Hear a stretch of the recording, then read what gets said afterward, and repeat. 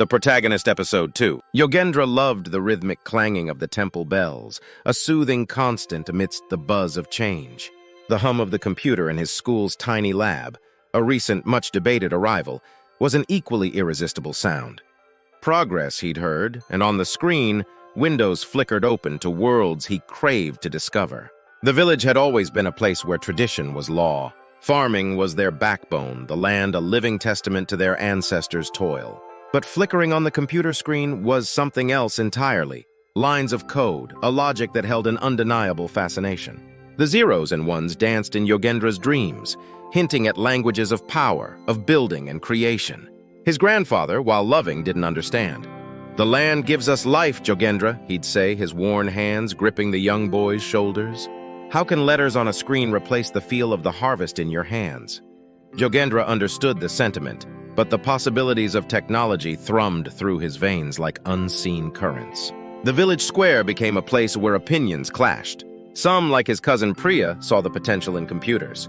"It's the future, Jogendra," she'd argue with a spark in her eyes. "We could learn new skills, bring back ideas that could help us all."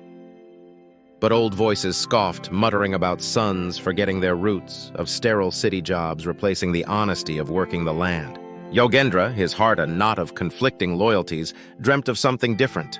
He wasn't abandoning the land. He loved it too much. But what if technology could be its ally? He dreamt of apps that predicted weather patterns with better accuracy, of online marketplaces that gave farmers better prices. He envisioned a future where tradition and innovation walked hand in hand. One evening, under the watchful gaze of the banyan tree, Jogendra approached his father. "Dad," he began, his voice full of tentative hope, "what if I could use computers to help the land, to make our harvests better?"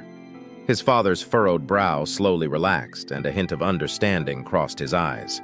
"The banyan tree, Jogendra," his father began, his timeless wisdom echoing through the dusk.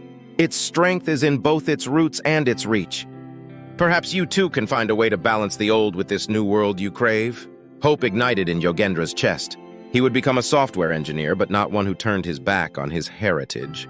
His code would be written for the farmers, for the temple bells, for the land his ancestors had nurtured. The journey would be long, filled with challenges.